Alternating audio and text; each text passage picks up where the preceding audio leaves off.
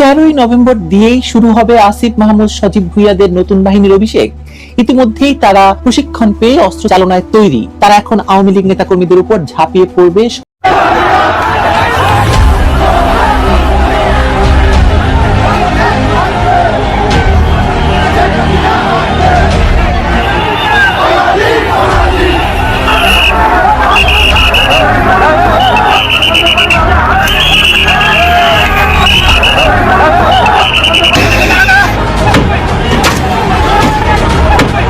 November কি হতে যাচ্ছে, যার জন্য ব্যাপক প্রস্তুতি নেওয়া সহ সতর্ক অবস্থানে রয়েছে রাজধানীর 50 থানার পুলিশ। আসসালামু আলাইকুম সম্মানিত দর্শক, 13ই নভেম্বর আওয়ামী লীগের কর্মসূচি এমনকি লকডাউন সফল করার জন্য ইতিমধ্যে বিভিন্ন জেলায় কিন্তু আওয়ামী লীগ মিছিল নিয়ে বের হয়েছে। সেই মিছিলে পুলিশ বাধা দিয়েছে, পুলিশের সাথে ব্যাপক সংঘর্ষ হচ্ছে। এমনকি অন্যদিকে দেখা যাচ্ছে যে আগামী 13ই নভেম্বর লকডাউনকে কেন্দ্র করে ব্যাপক প্রস্তুতি নিয়ে রেখেছে এনসিপি নেতাকর্মীরা গেরিলা ট্রেনিং দিচ্ছে, সেখানে ঝাঁপিয়ে পড়বে আওয়ামী লীগ নেতাকর্মীদের উপর। দর্শক বিস্তারিত দেখতে পারবেন এই ভিডিওতে, তাই এক সেকেন্ডও না টেনে পুরো ভিডিওটি দেখবেন। চ্যানেলে নতুন হলে সাবস্ক্রাইব করে রাখবেন পরবর্তী আপডেট পাওয়ার জন্য। একটি লাইক করে দেখতে থাকুন সম্পূর্ণ ভিডিওটি।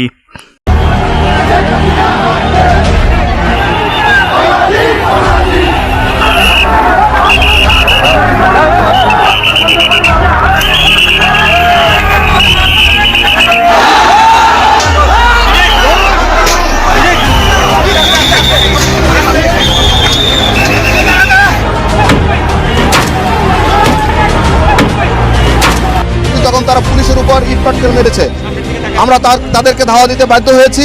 তারা যাওয়ার পথে অত্যন্ত 13 নভেম্বর কি হতে যাচ্ছে, যার জন্য ব্যাপক প্রস্তুতি নেওয়া সহ সতর্ক অবস্থানে রয়েছে রাজধানীর 50 থানার পুলিশ। শনিবার রাজধানীর ধানমন্ডি 27 নম্বর থেকে শঙ্কর 7 মসজিদ সড়কে কয়েকশো পুলিশ সদস্যকে টহল দিতে ও অবস্থান নিতে দেখা গেছে। এছাড়া ধানমন্ডি 15 নম্বর বাস স্ট্যান্ড এলাকায়ও কয়েকটি পুলিশ ভ্যান দাঁড়িয়ে থাকতে দেখা গেছে।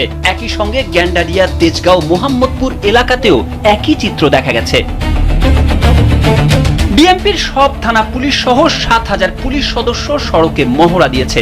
এই মহড়াকে বলা হয় মোবিলাইজেশন কন্টিনজেন্ট। মোবিলাইজেশন কন্টিনজেন্ট হলো বিশেষ কোনো পরিস্থিতির সামনে রেখে পুলিশ সদস্যদের অগ্রিম প্রস্তুতি মহড়া। এই মহড়ায় পুলিশ সদস্যদের বিশেষ পরিস্থিতি মোকাবিলায় অগ্রিম প্রস্তুত রাখা হয়। জুলাই গণ অভ্যুত্থানের সময় সংঘটিত মানবতা বিরোধী অপরাধের ঘটনায় ক্ষমতাচ্যুত প্রধানমন্ত্রী শেখ হাসিনা সহ 3 আসামির বিরুদ্ধে করা মামলার রায় ঘোষণার সম্ভাব্য তারিখ আগামী 13 নভেম্বর নির্ধারণ করেছে আদালত। রায়ের দিন সর্বোচ্চ শক্তি নিয়ে মাঠে নামবে আওয়ামী লীগ ও দলটির অঙ্গ সহযোগী সংগঠনের নেতাকর্মীরা। দলটির এমন প্রস্তুতি প্রতিহত ও মোকাবিলার জন্য ব্যাপক প্রস্তুতি নিয়েছে পুলিশও। সেই লক্ষ্যে গ্রেপ্তার বাড়ানো সহ যে কোনো পরিস্থিতি মোকাবিলার জন্য ঢাকা মহানগর পুলিশের 50টি থানার ভারপ্রাপ্ত কর্মকর্তাদের নির্দেশ দেওয়া হয়েছে সদর দপ্তর থেকে।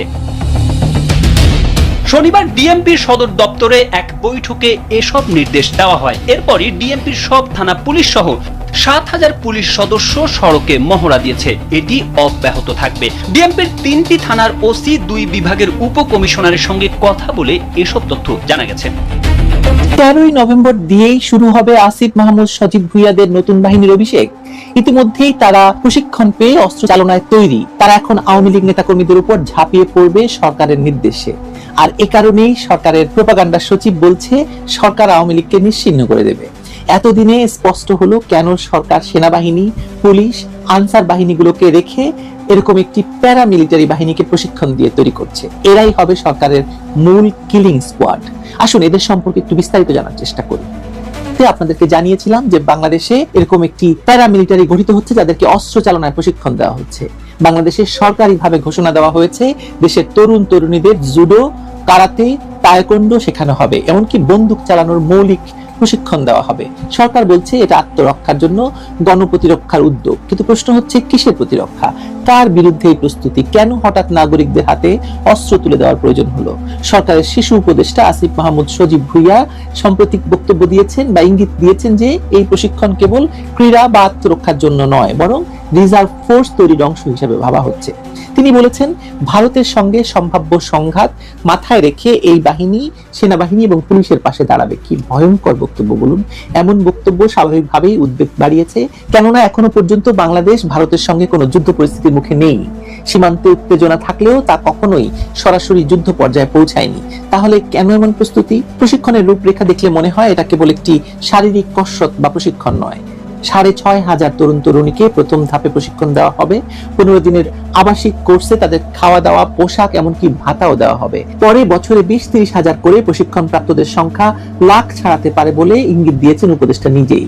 শুনতে মনে হয় একটা আধা সামরিক বাহিনী গঠনের পরিকল্পনা করেছে সরকার। এখানেই ভয়টা আসলে, কারণ দেশে ইতিমধ্যে পুলিশ, র্যাব, বিজিবি, আনসার মিলিয়ে প্রায় 14-16 লাখ সশস্ত্র সদস্য রয়েছে। এর বাইরে আরো একটি বাহিনী গঠনের প্রয়োজন কেন? বিশেষ করে যখন জানা গেছে যে জুলাই আগস্টের সহিংস আন্দোলনে থানা থেকে লুট হওয়া 1400 অস্ত্র, বিপুল গোলা বারুদ এখনো উদ্ধার হয়নি। সেই অস্ত্র যদি প্রশিক্ষিত তরুণদের হাতে পড়ে, তাহলে সেটা কেবল বিশৃঙ্খলা নয়, রক্তপাত ডেকে আনবে। এটা অনুমান করার জন্য বিরাট বিশ্লেষক হওয়ার দরকার নেই। ডিসি সম্মেলনে এই প্রশিক্ষণ নিয়ে আলোচনা হয়েছে। এমন তথ্য প্রকাশের পর অনেকেই ভাবছেন বিষয়টা এখন শুধু একজন উপদেষ্টার ব্যক্তিগত উদ্যোগ নয়, বরং সরকারিভাবে চিন্তা করা হচ্ছে। প্রধান উপদেষ্টার বিশেষ সহকারী আব্দুল হাফিজ জানিয়েছেন, সশস্ত্র বাহিনী চাইলে এই কাজ করতে প্রস্তুত, অর্থাৎ রাষ্ট্রের সর্বোচ্চ পর্যায়ে বিষয়টি অন্তত আলোচনায় আছে। প্রশ্ন হলো, একটা দেউলিয়া অর্থনীতির দেশে যেখানে মুদ্রাস্ফীতি আর বেকারত্বে তরুণদের জীবন নাজুক, সেখানে সরকার কেন তাদের হাতে অস্ত্র দিতে চাইছে? ইতিহাস বলে, যখনই কোনো সরকার নিজেদের বিরুদ্ধে জনরোষ, আন্দোলন বা প্রতিপক্ষের রাজনৈতিক শক্তিকে ভয় পায়, তখন তারা নিজেদের পক্ষে একটি আনুষ্ঠানিক বা অনানুষ্ঠানিক বাহিনী তৈরি করে, করার পথে যায়। ইউক্রেনের আজব ব্যাটালিয়ন বা মুসোলিনির ফ্যাসি বাহিনী, এই উদাহরণগুলো তাই আবার আলোচনায় এসেছে। এ ধরনের বাহিনী প্রথমে দেশ রক্ষার নামে তৈরি হয়, পরে তা রাজনৈতিক দমন যন্ত্রে পরিণত হয়। বাংলাদেশে টাউন ডিফেন্স পার্টি নামের যে নতুন সংগঠন চলছে, সেটা এই আশঙ্কার প্রতিধ্বনি। 250 জন তরুণকে ইতিমধ্যেই আনসার ও ভিডিপি তত্ত্বাবধানে অস্ত্র চালনার মৌলিক প্রশিক্ষণ দেওয়া হয়েছে বলে জানা গেছে। কোর্সের উদ্বোধন করেছেন গৃহায়ন এবং গণপূর্ত উপদেষ্টা আদিলুর রহমান খান শুভ্র, যিনি এই বাহিনীকে গণপ্রতিরক্ষা। সম্মানিত দর্শক, সম্পূর্ণ ভিডিওটি দেখলেন, অবশ্যই বুঝতে পেরেছেন ভিডিওটি গুরুত্বপূর্ণ ছিল। দর্শক, এই ভিডিওতে যে তথ্যগুলো আপনারা পেয়েছেন, এ বিষয়ে আপনাদের কি মতামত তা অবশ্যই কমেন্ট করে জানাবেন, এবং পরবর্তী আপডেট নিউজগুলো সবার আগে পেতে চ্যানেলটিকে এখনই সাবস্ক্রাইব করে রাখুন। এই মুহূর্তে বিদায় নিচ্ছি, দেখা হবে পরবর্তী কোনো ভিডিওতে। সে পর্যন্ত ভালো থাকুন, সুস্থ থাকুন। আসসালামু আলাইকুম।